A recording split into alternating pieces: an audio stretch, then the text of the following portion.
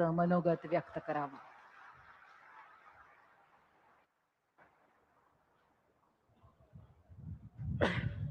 हिंदवी स्वराज्याचे सरसंस्थापक छत्रपती शिवरायांना मानाचा मुजरा करतो. भारतीय राज्यघटनेचे शिल्पकार भारतरत्न डॉक्टर बाबासाहेब आंबेडकर यांना मानवंदना अर्पित करतो. ज्यांनी भारतीय स्वातंत्र्य लढ्याला दिशा दिली, गती दिली आणि अनेक क्रांतिकारक दिले असे लोकमान्य बाळ गंगाधर टिळक, त्यांच्या पुण्यतिथीच्या निमित्ताने त्यांना नमन करतो. आणि ज्यांना लोकशाहीर म्हणून आपण ओळखतो ते साहित्यभूषण अण्णाभाऊ साठे यांच्याही जयंतीच्या निमित्ताने त्यांना नमन करतो. आज या लोकमान्य टिळक राष्ट्रीय पुरस्काराच्या कार्यक्रमामध्ये मंचावर उपस्थित भारत देशाचे कणखर आणि कर्मठ असे गृहमंत्री माननीय अमितभाई शहा, ज्यांना आज हा राष्ट्रीय पुरस्कार मिळतोय, भारताचे राष्ट्रीय सुरक्षा सल्लागार आणि खऱ्या अर्थानं राष्ट्रीय सुरक्षेला ज्यांनी एक वेगळा आयाम दिला ते माननीय अजित डोभालजी, लोकप्रिय उपमुख्यमंत्री एकनाथ शिंदेजी, सुनेत्राताई पवार, केंद्रीय राज्यमंत्री मुरलीधर मोहोळ, रवींद्र चव्हाणजी, चंद्रकांत दादा पाटीलजी, उदय सामंतजी, माधुरीताई मिसाळ, लोकमान्य टिळक ट्रस्टचे अध्यक्ष श्री रोहित टिळक, श्रीमती गीतालीताई टिळक, डॉक्टर प्रणितीताई टिळक, मंचावर उपस्थित सर्व मान्यवर आणि उपस्थित सर्व भगिनी आणि बंधूंनो, आज आपल्या सर्वांकरताच हा अतिशय आनंदाचा दिवस आहे की लोकमान्य राष्ट्रीय पुरस्कार गेल्या अनेक वर्षापासनं देशातील अनेक नामवंत मान्यवर, विविध क्षेत्रातील लोक, देशाचे पंतप्रधान असतील, देशाचे शास्त्रज्ञ असतील, देशाच्या विविध क्षेत्रात काम करणारे असतील, अशा अनेक महनीय लोकांना हा पुरस्कार प्राप्त झाला. आणि यावेळी हा पुरस्कार राष्ट्रीय सुरक्षेला ज्यांनी एक नवीन दिशा दिली आणि संपूर्ण जीवन हे राष्ट्राकरता समर्पित ठेवत आजही राष्ट्राच्या सुरक्षेकरता जे कार्य करतायत अशा अजित डोवालजींना हा पुरस्कार मिळाला, याचा आपल्या सर्वांना अतिशय मनापासून आनंद आहे. आणि विशेष आनंद हा आहे की एका धुरंधराला पुरस्कार देण्याकरता दुसरे धुरंधर या ठिकाणी आलेले आहेत. खरं तर मी असं देखील म्हणू शकतो की राष्ट्रीय सुरक्षेच्या क्षेत्रात ज्यांना चाणक्य म्हणून ओळखलं जातं त्यांना पुरस्कार देण्याकरता राजकीय क्षेत्रातले चाणक्य आज या ठिकाणी आलेले आहेत. त्यामुळे शिंदे साहेबांनी सांगितलं तसा हा अतिशय दुग्ध शर्करा योग आहे. आपल्या सर्वांना माहिती आहे की अजित डोभालजींनी ज्या प्रकारे पहिल्यांदा पोलीस सेवा आणि त्यानंतर आयबीच्या माध्यमातून, रॉच्या माध्यमातून त्यांनी केलेलं कार्य आणि विशेषतः 2014 पासून या देशामध्ये माननीय प्रधानमंत्री नरेंद्र मोदीजी यांनी त्यांना आपले राष्ट्रीय सुरक्षा सल्लागार केल्यानंतर देशाच्या सुरक्षिततेचे जे डॉक्ट्रिन होतं पूर्णपणे बदलण्याचं काम त्यांनी केलं.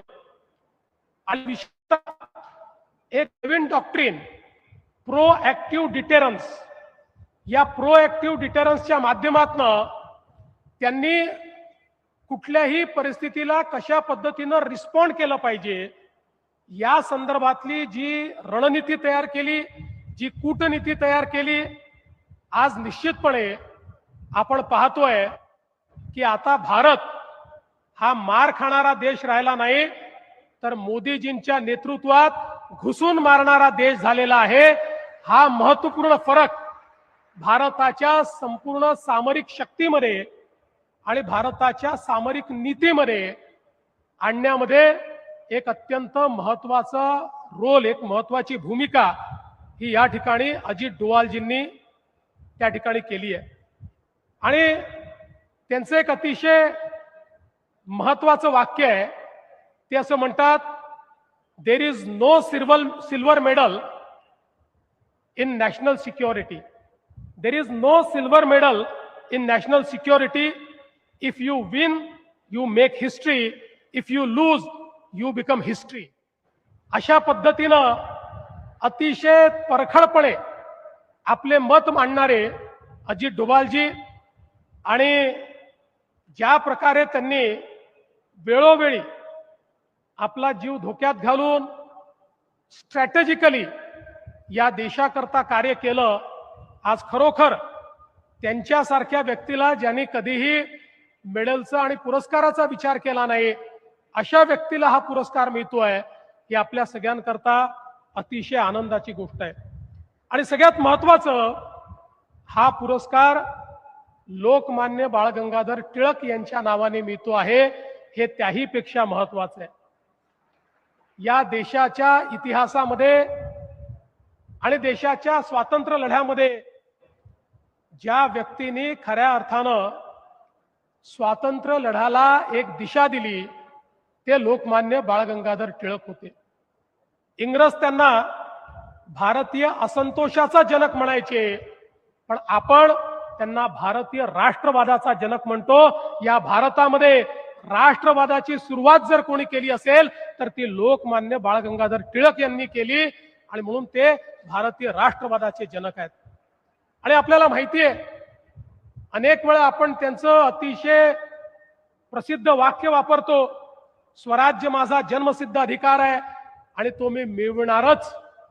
हे वाक्य याकरता स्वराज्याचा मंत्र ठरलं, कारण 1857च्या स्वातंत्र्य समरानंतर ज्यावेळी ते समर इंग्रजांनी ठेचून काढलं, अक्षरशः त्या ठिकाणी पूर्णपणे अत्याचार केले, आणि त्यानंतर या भारतामध्ये एक अशी देखील पिढी तयार झाली होती की ज्या पिढीला हे वाटायचं की आम्हाला स्वातंत्र्य मिळणं कठीण आहे. ज्या पिढीला असं वाटायचं की आमच्या स्वातंत्र्याचा सूर्य हा इंग्रजी राणीच्या आशीर्वादानेच उगवू शकतो, आणि राणीच्या आशीर्वादाने ज्यावेळी ब्रिटनच्या पार्लमेंटमध्ये ठराव होईल त्याच वेळी आपल्याला स्वातंत्र्य मिळेल, अशा प्रकारची मानसिकता तयार झाली होती. त्या मानसिकतेला छेदण्याचं काम करत लोकमान्य टिळकांनी सांगितलं, स्वातंत्र्य हे कोणाच्या आशीर्वादाने नाही, कोणाच्या भिके खातर नाही, तर तो माझा जन्मसिद्ध अधिकार आहे आणि तो मी मिळवून दाखवणारच. आणि हे सांगून या भारतामध्ये पुन्हा एकदा त्यांनी स्वातंत्र्याचं रोपण केलं, त्या विचाराचं रोपण केलं रक्तामध्ये, आणि आमच्या स्वातंत्र्य सैनिकांच्या रक्तामध्ये एक नवीन अशा प्रकारची त्या ठिकाणी व्यवस्था त्यांनी उभी केली. आणि म्हणूनच आज अनेक क्रांतिकारी आपण बघतो की ज्या क्रांतिकारकांना खऱ्या अर्थानं जर दिशा कोणी दिली असेल तर ती लोकमान्य टिळकांनी दिली. या महाराष्ट्रामध्ये, भारतामध्ये सामान्य माणसाला स्वातंत्र्याच्या चळवळीत कसं आणता येईल याचा विचार करताना लोकमान्य टिळकांना माहिती होतं की आपला जो समाज आहे, हा समाज खऱ्या अर्थानं अतिशय धार्मिक, आध्यात्मिक असा समाज आहे. आणि म्हणून ज्यावेळी त्यांनी सार्वजनिक गणेश उत्सवाची संकल्पना मांडली, तो धार्मिक सण नव्हता, तो सामाजिक अभिसरणाचा सण होता. कारण लोकमान्य टिळक नेहमी म्हणायचे की आमचं पारतंत्र्य हे एकाच कारणामुळे आम्हाला आलं, आम्ही जाती जातीमध्ये विभाजित झालो, आमच्यामध्ये मनभेद तयार झाले, आणि म्हणून आम्ही पारतंत्र्यात गेलो. आणि म्हणून बहुजन वर्गाला, सगळ्यांना, अभिजात वर्गाला एकत्रितपणे या गणेश उत्सवाच्या माध्यमातून त्यांनी एकत्रित आणलं आणि त्यातनं स्वातंत्र्य लढा हा तयार केला.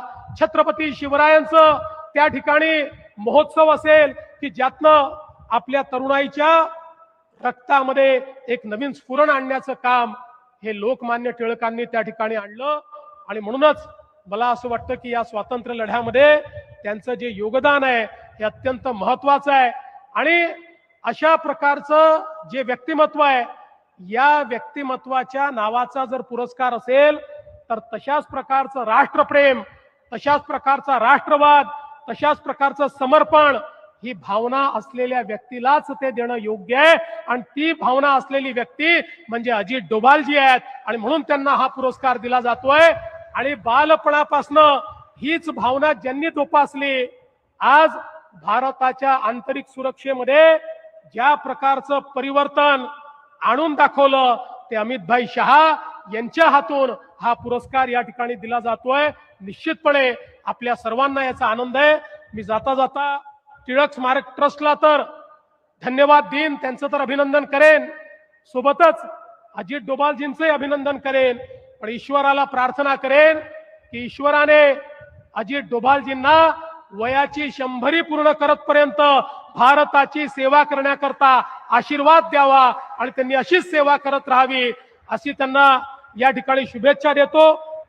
त्यांच्यासारखा एवढा मोठा व्यक्ती, पण सर्वात मोठा गुण जर त्यांचा कुठला असेल तर त्यांची विनम्रता आहे. त्या विनम्रतेच्या आत त्यांच्यामध्ये ज्या प्रकारची क्षमता आहे ती क्षमता कधी लक्षात येत नाही.